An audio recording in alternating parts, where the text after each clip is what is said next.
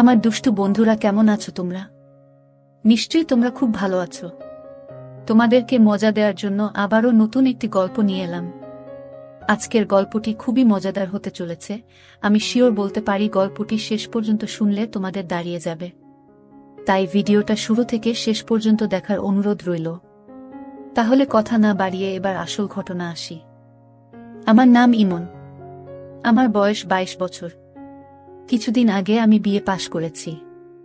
আমার মায়ের নাম শিরিন জাহান আর আমার বাবার নাম তৌকির খান। বাবা মা, দাদি এবং 4 বছরের ছোট বোন আরিফাকে নিয়ে আমাদের ছোট্ট সংসার। আমার বাবা মায়ের বয়সের মধ্যে অনেক ব্যবধান। আমার বাবার বয়স 59 বছর আর আমার মায়ের বয়স মাত্র 36 বছর, কিন্তু আমাকে দেখলে কেউ বিশ্বাসই করবে না যে আমার মায়ের 22 বছরের একটা ছেলে আছে আর 4 বছরের একটা মেয়ে আছে। আমার মা দেখতে খুব সুন্দর, গায়ের রং ফর্সা, মায়ের মুখটা অনেক বেশি মায়াবী, পালতোলা নৌকার মতো মায়ের দুটি চোখ। মায়ের চেহারা যে কোনো পুরুষের মাথা খারাপ করে দিতে পারবে। আমার মা অনেক বেশি শিক্ষিত আর স্মার্ট। আমার মা এখনো ওয়েস্টার্ন পরে, যাতে করে মাকে খুব বেশি ইয়াং লাগে। আমি কোনো দিন আমার মাকে নিয়ে কোনো খারাপ চিন্তা করিনি, বরং আমি আমার মাকে অনেক বেশি ভয় পেতাম।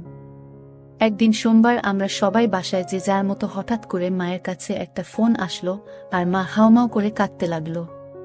পরে জানতে পারলাম যে আমার বাবা একটা রোড অ্যাক্সিডেন্টে মারা গেছে। বাবার মৃত্যুতে আমরা সবাই ভেঙে পড়ি। বাবা মারা যাওয়ার 3-4 মাস পরে আমরা সবাই স্বাভাবিক হতে শুরু করলাম। কিন্তু সমস্যাটা হলো যে আমার বাবা মরার আগে সব সম্পত্তি আমার নামে লিখে দিয়েছিলেন। তারপর থেকেই আমার দাদির সমস্যা যে আমি যদি অন্য কাউকে বিয়ে করি তাহলে আমার মা ও আমার বোন অসহায় হয়ে যাবে। তাই আমার নানি ও দাদি মিলে একটা বুদ্ধি বের করল। তারা একদিন আমাকে ডেকে বলল, দেখো, আমরা একটা সিদ্ধান্ত নিয়েছি যা তোমাদের মেনে নিতে হবে। আমি আর আমার মা চুপচাপ শুনছি। হঠাৎ করে নানি বলে উঠল, আমরা চাই শিরিন, তুই আবার বিয়ে কর। কারণ তুই এখনো অনেক বেশি জোয়ান, তোর জীবন পড়ে আছে। তোর মেয়ে এখনো অনেক ছোট আর তোর মেয়েরও বাবার দরকার আছে। মা চুপচাপ শুনছে। তারপর আবারও নানি বলে উঠল যে, দেখ শিরিন, আমরা অনেক ভেবে এই সিদ্ধান্ত নিয়েছি যে ইমনও এখন বড় হয়েছে। কিছুদিন পর ওকে বিয়ে দিতে হবে, তাই আমরা চাই তুই আর অন্য কাউকে বিয়ে না করে ইমনকে বিয়ে করো। মা বলল, তোমাদের মাথা ঠিক আছে? ইমন আমার ছেলে, ওকে আমি জন্ম দিয়েছি, ওর সাথে আমার বিয়ে কিভাবে হবে? এটা অনৈতিক আর পাপ।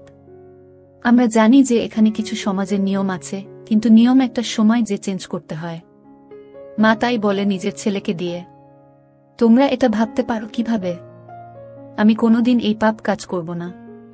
তারপর নানি আর দাদি অনেক জোর করল আর হুমকি দিল যে আমরা যদি এই সিদ্ধান্ত মেনে না নিই তাহলে তারা এই বাড়ি ছেড়ে চলে যাবে। মা হাউমাউ করে কান্না শুরু করল। আমি চুপচাপ বসে আছি। আমার বলার মতো কোনো ভাষা নেই। তারপর দাদু আর নানু মাকে বোঝানো শুরু করল যে দেখ, তৌকির মরার আগে সবকিছু ইমনের নামে করে গেছে। এখনো যদি অন্য কোনো ভুল মেয়ের পাল্লায় পড়ে তাহলে তোর আর তোর মেয়ের জীবন ধ্বংস হয়ে যাবে। তোর মেয়ের কথা চিন্তা করে রাজি হয়ে যা। মায়ের কান্না থামে না। আমি তো অবাক, কারণ আমি মাকে নিয়ে কোনোদিনই সেভাবে কিছু ভাবিনি। তারপর দাদু আর নানা অনেক বোঝানোর পর মাকে বলল যে দেখ, তুই মেনে নিবি, তা না হলে আমাদের সারা জীবনের জন্য হারাবি। মায়ের কান্না থামে না।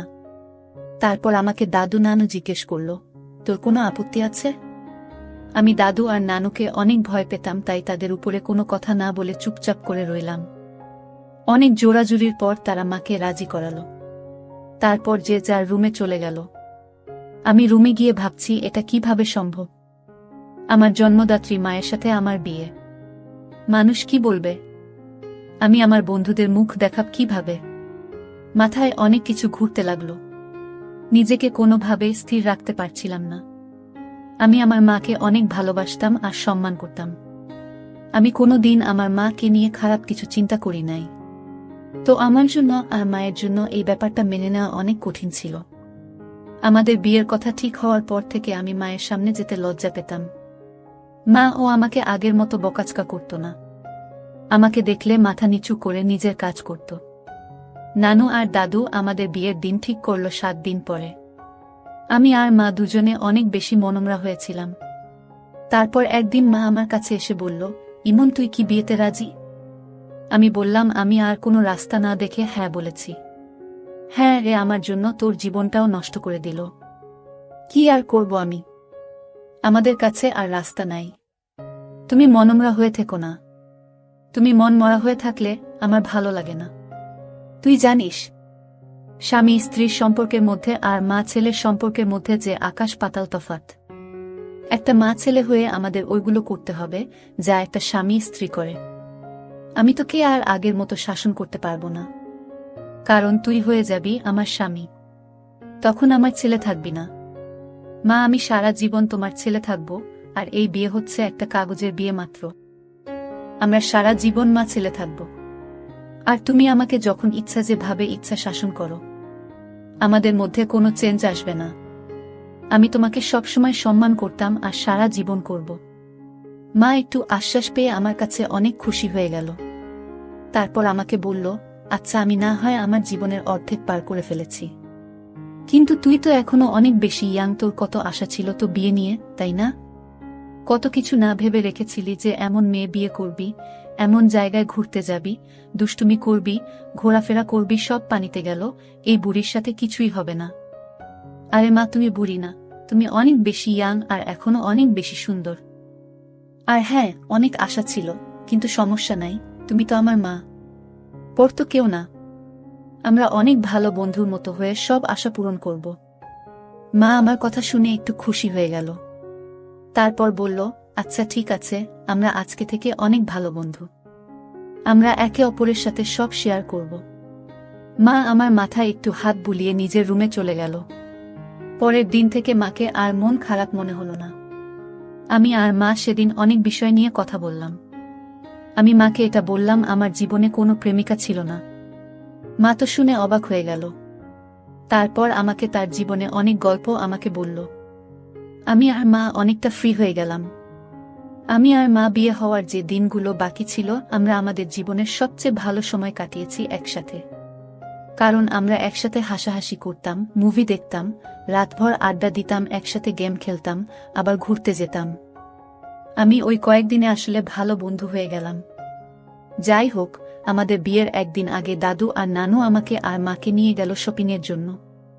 আমরা খুব হাসাহাসি করছিলাম, তা দেখে নানু আর দাদি অনেক খুশি হল। যাই হোক, আমি আর মা পছন্দ করে অনেক কিছু কেনাকাটা করলাম। মাকে আমি পছন্দ করে প্রথম বেনারসি শাড়ি কিনে দিলাম। মা একটু লজ্জা পেয়ে গেল। পরের দিন আমাদের বিয়ের আয়োজন করা হলো। কিছু মানুষকে ডাকা হলো।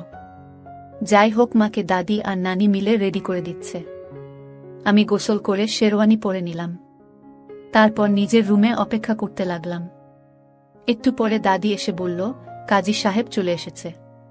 এই কথা শোনার পর থেকেই আমার বুকটা কেমন যেন থরথর করে কাঁপা শুরু করে দিল। কারণ আজকে আমার বিয়ে হতে যাচ্ছে, তাও আবার আমার নিজের মায়ের সাথে। আমি খুব বেশি ভয়ে ছিলাম। রুম থেকে বের হয়ে দেখলাম মা আগে থেকে টেবিলের মধ্যে বসে আছে। মা বেনারসি শাড়ি পরেছে, মাথায় কাপড় দিয়ে রাখছে, হাতে হালকা গয়না পরছে আর হালকা মেক আপ করছে। মাকে আসলেই সুন্দর লাগছে, একদম ঠিক যেন নতুন বউয়ের মতো। আমি গিয়ে মায়ের পাশে বসলাম আর কানে কানে ফিসফিস করে বললাম, মা, তোমাকে অনেক সুন্দর লাগছে। আমার কথা শুনে মা একটা হাসি দিল।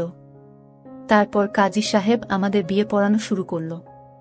কাজী জানত যে আমরা মা ছেলে, তারপরও অনেক টাকার বিনিময়ে বিয়েটা পড়াচ্ছে। যাই হোক, আমরা দুইজনে কবুল বলে ফেললাম। আমাদের বিয়ে হয়ে গেল। আমরা মা ছেলে থেকে হয়ে গেলাম স্বামী স্ত্রী। যে নারী আমাকে পেট ধরেই পৃথিবীতে এনেছে, সে কিনা আমার বিয়ে করা বউ হয়ে গেল। দাদি আর নানি তো অনেক খুশি, আমাদের আশীর্বাদ করলেন। তারপর বাকি মেহমানরা আমাদের আশীর্বাদ দিয়ে রাতের খাবার খেয়ে চলে গেলেন। তারপর আমরা সবাই খাবার টেবিলে বসে খাচ্ছি। ওই সময় আমার বোন আমাকে বলল, ভাইয়া, আজকে কার বিয়ে হলো? তারপর দাদি আরিফাকে কোলে নিয়ে বলল, আরিফা, আজকে থেকে তুমি ওকে বাবা বলে ডাকবে। ও ছোট মানুষ মাথা নাড়িয়ে হ্যাঁ বলল। আমাদের খাওয়া দাওয়া শেষ করে আমাকে নিয়ে তার রুমে গেল। আমি আমার রুমের দিকে যেতে লাগলে দাদি আমাকে বলল, ইমন, আজকে থেকে তুমি নতুন জীবন শুরু করেছ। তোমার মা এখন তোমার বিয়ে করা স্ত্রী। ওর সব চাহিদা, ইচ্ছে, সুখ দুঃখ এখন থেকে তুমি দেখবে। ওকে এখন থেকে একজন আদর্শ স্বামীর মতো ভালোবাসবা। আমি দাদির কথা শুনে অনেক বেশি লজ্জা পেয়ে গেলাম। তারপরও শুধুমাত্র মাথা নাড়িয়ে বললাম, তারপর আমার রুমের দিকে যেতে লাগলাম। দাদি থামিয়ে বলল, আজকে থেকে তোমরা একসাথে ঘুমাবা। আমি তো আরো চমকে গেলাম।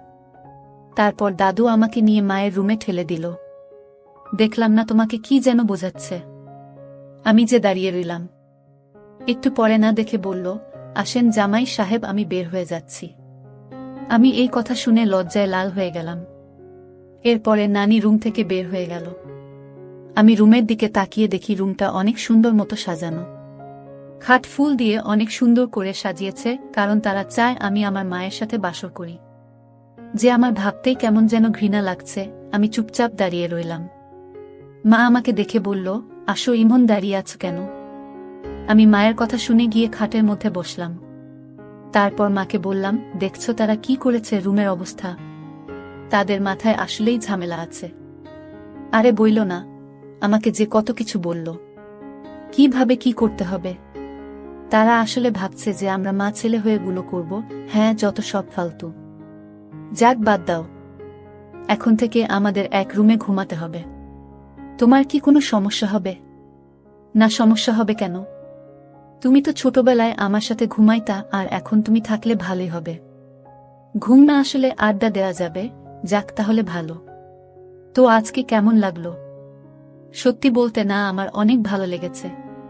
এত বছর পর মনে হচ্ছে আমি আবার কোণে হয়েছি, বউ রূপে সেজেছি।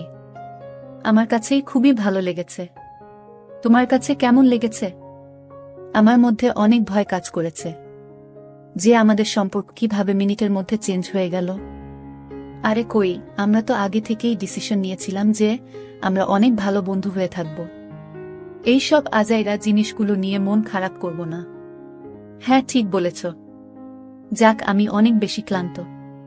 আমি না হয় ঘুমিয়ে পড়ি। মা বলল, হ্যাঁ, আমি অনেক বেশি ক্লান্ত। আমি ফ্রেশ হয়ে আসি, তারপর আমিও ঘুমিয়ে পড়ব। তুমি শুয়ে পড়ো। আমি আচ্ছা বলে খাটের একপাশে শুয়ে পড়লাম। একটু পরে মা এসে লাইট অফ করে দিল। এই গল্পের বাকি অংশ দেখতে সামিয়া ব্লগ চ্যানেলটি সাবস্ক্রাইব করে রাখুন।